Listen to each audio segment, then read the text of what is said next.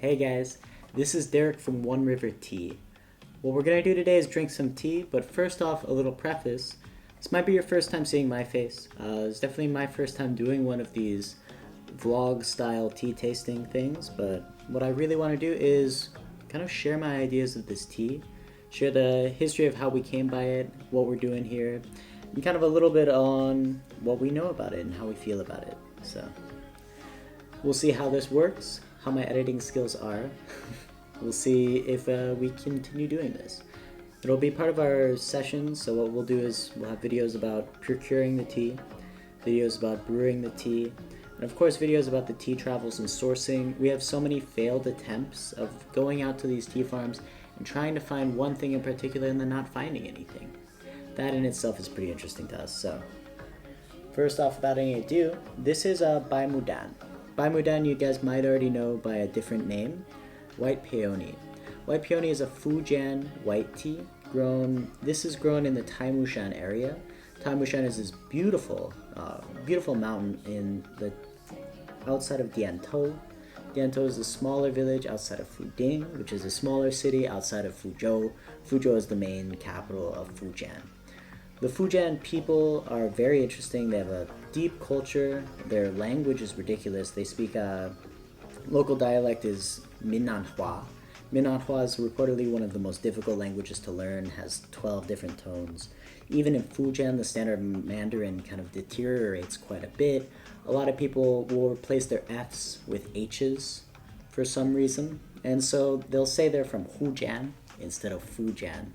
And you can just imagine how much that deteriorates. A lot of the farmers there can speak a level of Mandarin, but depending on how rural you get, the more it degrades into their standard dialect. So first off, let's look at this Baimudan. This is called a Baimudan Jiping. So there are 3 different grades of Baimudan. One is the Baimudan Wang. Baimudan Wang is usually 1 bud and then maybe 1 leaf. Baimudan Jiping, maybe 1 bud and 2 leaves. Don't know how the autofocus is working here, but 1 bud and 2 leaves is the standard pick for this one, and just regular Baimudan is anything after that. Baimudan is all picked in March, April, and the very, very beginning of May. Usually it cuts off, mid-May. May 15th would probably be the last time you actually harvest Baimudan. The Fujian government is really intense about having these regulations and making sure the market isn't flooded by poor quality tea. So they do things like prohibit pesticides, they prohibit summer harvests, and so that the harvest time for Fujian white tea is early March to early May. Then all of summer is off, and then you get the Shomei harvest in the autumn. And that usually starts right around now. It's mid-September now. Usually late September, early October is when the Shomei harvest starts. So that said, as you can see with this is made from the Baimudan Dabaihao varietal, and the Dabaihao varietal has a lot of these hairs on it. I don't know if you can quite see them in the video, but once I pour them out into the cup, you'll be able to see a lot of that going on. Okay, so what I'm doing here is airing out the tea, heating up the vessel, giving it a smell. Let's see what the dry leaves smell like.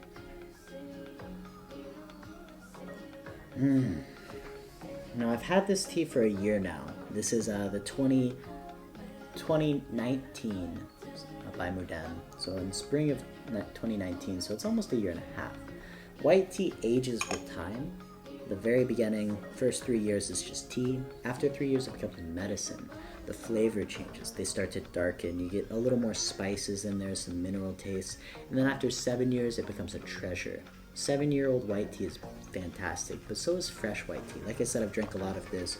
I mentioned that because the smell and the aroma here has changed. It's become suddenly more savory. When I first got it, it was all fresh cut grass, hay, very, very vegetal. Now there's something more like wood, like smoked wood. Something like wood chips, like a salmon over a cedar plank or something like that. But I've warmed up my vessels, so let's give it a pour.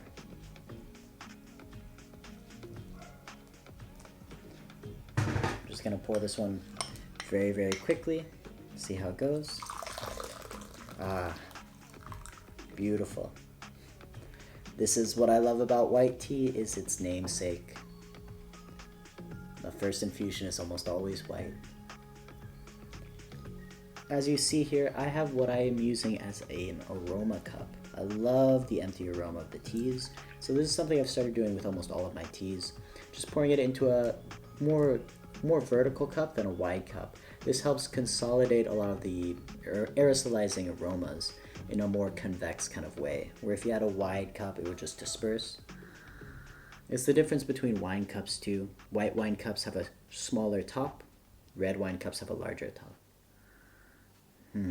Again, what I'm doing is airing it out and letting it aerosolize. First infusion, not a whole lot there. Let's see.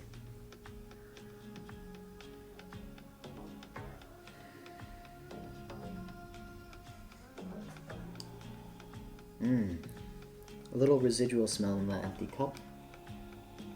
Like I said, the wood is left behind. Let's take out these leaves.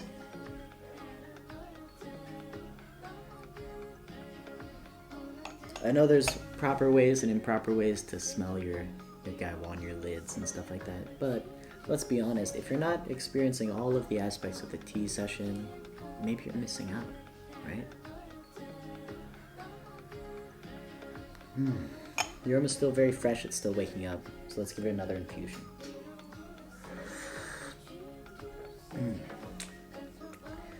The memories I'm getting here are from when it was fresh.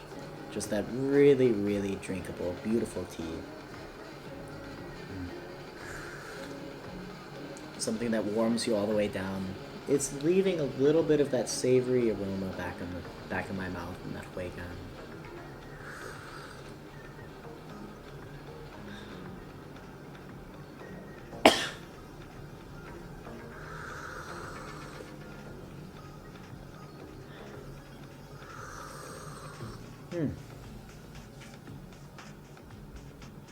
As you can see, or maybe you can't see, I'm using boiling water. That's how it was done down in Diantou. That's how the tea producer brewed it. That's how all the locals were drinking it. I know a lot of people say don't use white tea with boiling water, but hey, when in China, do as the Chinese do. When visiting the farms, do as the farmers do. Just really figure it out. Here we go. Now we're starting to get some color into there. As you can see, the difference between the first infusion and the second infusion is pretty profound. Though that first infusion was really, really lovely. I know with a lot of these, the rock oolongs, sometimes with the rock oolongs with the pu'ers, you want to give it a rinse. But white tea, one of my guilty pleasures is just drinking that first infusion and brewing it incredibly light. As you can see here, it's just gold. This is a beautiful, beautiful color for it. Let's give it a... This is what my tea producers do all the time. They love showing off just how bud heavy it is. As you can see, it's like nearly opaque with just this suspended down. They always love that. They just show it off every single time. Let's do the aroma cup again. See if I can get a little more aroma from it this time. Again, as you see, I'm shaking it out, letting it cool down. I feel like the oils aerosolize at a certain temperature. When it's too hot, you can't quite smell much. But eventually, there's this beautiful like bell curve, which like maybe like after a minute to like 3 minutes, it just starts smelling really lovely. Here we are. Yep, and here I'm getting that fresh cut hay again. Something a little sweet mixed in there, like flowers on the wind or something. Really just the aroma of spring. Let's check out these leaves. The leaves are getting a little more spicy. Very, very cool to taste, to smell. Something so light can start getting so heavy. Ooh, and that's another interesting thing too. As I mentioned before, maybe you're supposed to smell the lid, not the leaves. I smelled the lid. I get something similar to that empty cup aroma, your aerosolizing aroma. When I smell the leaves, I get wet leaves. What do you think? Yep, it just smells like damp earth, which is not unpleasant.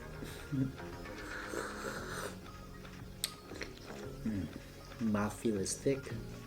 Oh. So in this second infusion, as it's opening up, I'm getting a lot more of those savory notes. I'm still getting that dry, like fresh cut hay. Something nutty on the sides of the tongue.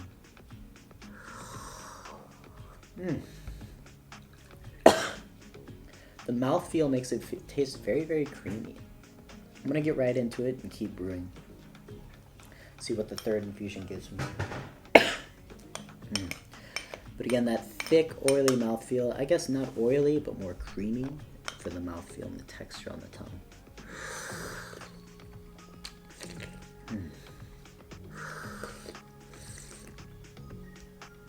I see a lot of old people in China religiously drinking old white tea. At first I didn't quite understand it because they always brew it, and for me, like, a lot of the infusions would taste the same, exactly the same, and then they finally started explaining it to me. It's because of that very consistency that they love it. It's something that doesn't change. Something that is high quality and stays high quality and never lets you down. Again, look at the aroma. I'm going to do that classic tea farmer trick. Well, still a lot of buds in there. Still very, very thick. Alright. Let's see what the aroma cup yields.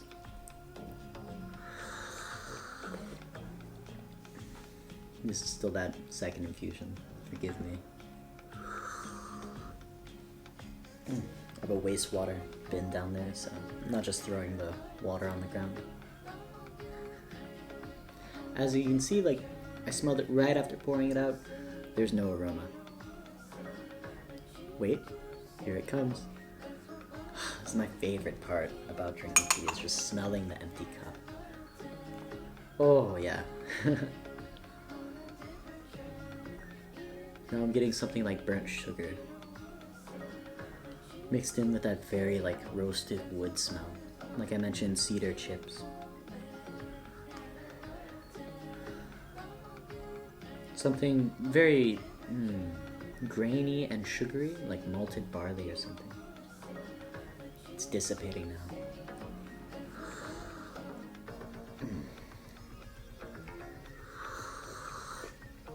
Again, the color is just incredibly consistent at these later stages, or these early stages, I guess.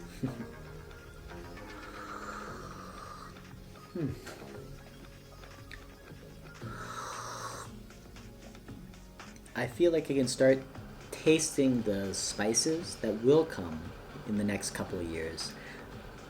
Baimudan, about 3 years, 4 years, 5 years, starts getting almost this potpourri fragrance, this like dried flowers. And I'm starting to get that in here. It transitions from its early first picking, from very, very grass, fresh hay, fresh cut grass, fresh flowers, into something more like dried flowers, something like old hay, old wood, the smell of old books. So, let's continue on with it.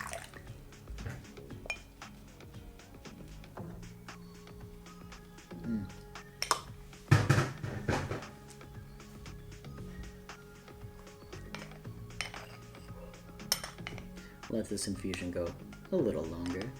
Not quite flash, but pretty much. Ooh, that slow pour. The color was a little lighter than I wanted, so I started pouring it a little more slowly.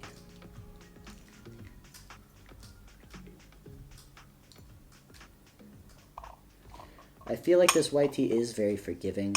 It very rarely gets bitter, even if you leave some liquid in there. So, one thing I haven't done in a while is smell this lid. So let's give it a smell.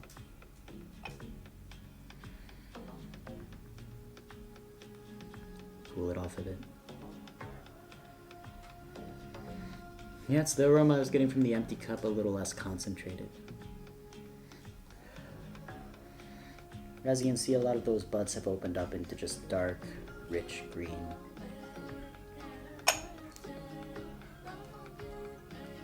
And this is the third.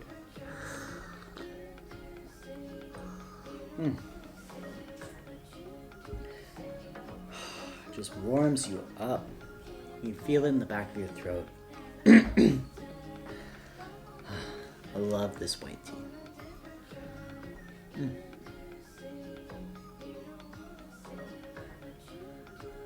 Yep, it slowly becomes more and more sweet. I'm getting so much more sugar now. The very first infusions were like hay, like dried hay, cut hay. Now it's very much something sweet like honeysuckle. Beautiful.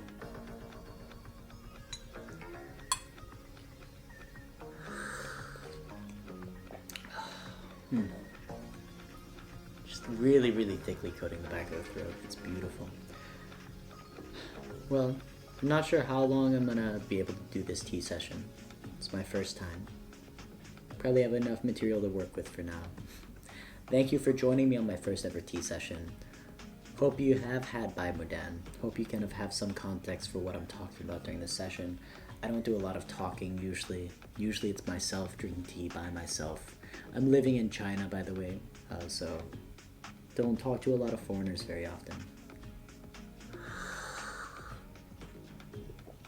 Especially about tea, which hopefully this YouTube channel, these videos can help remedy that. If you have anything you want to say, reach out to me. Message me in the comments below. Like and subscribe because we're going to start creating a lot more of this content, and hopefully we can start creating a very interactive forum where you can suggest teas, we can bring it up. Maybe we could even do some joint sessions. Here's what the tea looks like after 4 infusions. Thanks again.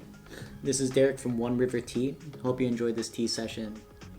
Hope you learned a little bit about Baimudan and are eager to taste some. Because like we said, it's our go-to tea. So, signing off. Cheers.